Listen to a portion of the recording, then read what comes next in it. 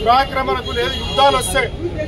మరి ఏం చేయాలి అనే ఉద్దేశంతో ప్యారిస్ ఒప్పందంలో భారతదేశం సంతకం చేసింది కాబట్టి ఏది గ్రీనరీ అగ్రిమెంట్లో సంతకం భారతదేశం ఉంది కాబట్టి దాన్ని హెచ్చించడానికి ప్రకృతి ప్రేమకుడైన కేసీఆర్ గారు ఫార్ములా ఈ కార్ రేస్ హైదరాబాద్ తీసుకెళ్ళడం జరిగింది.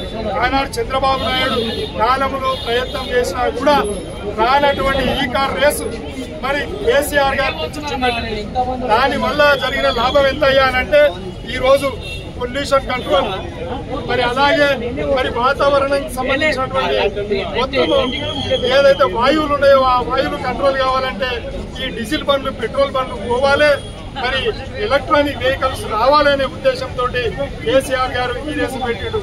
మరి ఇది మంచిదా? మరి నిన్నగాక మొన్న జరిగినటువంటి ప్రపంచ సుందరిలా ఏది మన ఈవెంట్ పెట్టి ఆ ఈవెంట్లో ఒక ఇంగ్లాండ్ అందగతే మిస్ ఇంగ్లాండ్ ఆమె మన తెలంగాణ హైదరాబాద్కి సంబంధించినటువంటి మరి దుర్వ్యవహారాన్ని తీసుకుపోయి ఆమె ప్రపంచవ్యాప్తంగా చేసింది.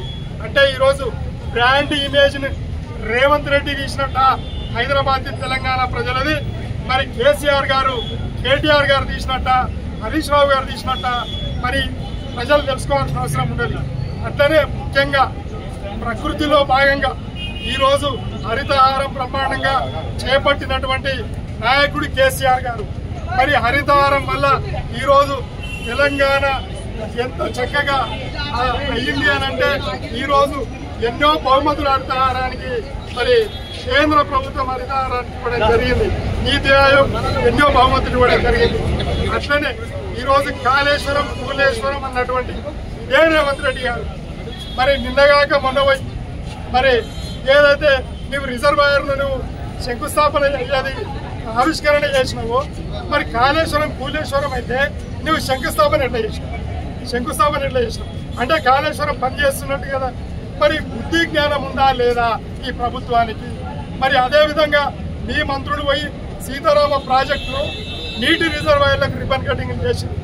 అట్లనే మా పాలమూరు రంగారెడ్డి నీటి ప్రాజెక్టులకు ఈ మంత్రులు పోయి రిబన్ కటింగ్ చేసారు. అట్లనే విద్యుత్ ప్రాజెక్టులు రిబన్ కటింగ్ చేశారు. అంటే మరి కేసీఆర్ గారు చేసినటువంటి అభివృద్ధి పథకాలు ఏవైతే ప్రజోపయోగ ప్రాజెక్టు ఉన్నాయో ఆ ప్రాజెక్టులను ఈరోజు మీరు ఆవిష్కరిస్తున్నారు అని అంటే అది కేసీఆర్ గారు నిరంతరాయంగా, కేసీఆర్ గారి మంత్రిమండలి నిరంతరాయంగా, కేసీఆర్ గారి ఎమ్మెల్యేలు నిరంతరాయంగా, ఎంపీలు నిరంతరాయంగా పనిచేశారు కాబట్టి, కార్యకర్తలు పనిచేశారు కాబట్టి ఈరోజు తెలంగాణ రాష్ట్రం దేశంలోనే నంబర్ 1 స్టేట్ గా నిలబడ్డది. ఈ రోజు నిన్నగాక మొన్ననే వచ్చినటువంటి నీతి ఆయోగ్ లెక్కల ప్రకారంగా నంబర్ 1 స్టేట్ గా ఈరోజు రాష్ట్రం ఉన్నది అంటే అది కేసీఆర్ గారు పరిపాలన పుణ్యం తప్పిస్తే వేరేది కాదు. ఇకపోతే మరి ఈ రోజు దుర్మార్గంగా మరి తెలంగాణ నిర్మాతలైనటువంటి కేసీఆర్ గారు, ఆయన కుమారుడు కేటీఆర్ గారు, ఆయన కుమార్తె కవితమ్మ గారు, ఆయన అల్లుడు హరీష్ రావు గారి మీద ఆ కుటుంబం మీద కక్ష కట్టి మరి మీద భారతీయ జనతా పార్టీ కుట్రలు పార్టీని నీవు కలుపుతావా లేదా అని చెప్పి మొన్న కవితమ్మను అరెస్ట్ చేస్తే సస్యంగా భారతీయ జనతా పార్టీని కలపమని చెప్పి ధైర్యంగా నిలబడ్డటువంటి నాయకుడు కేసీఆర్ గారు 163 రోజులు మరి మా కవితమ్మను సెలవుపెట్టిన ప్రభుత్వం భారతీయ జనతా పార్టీ.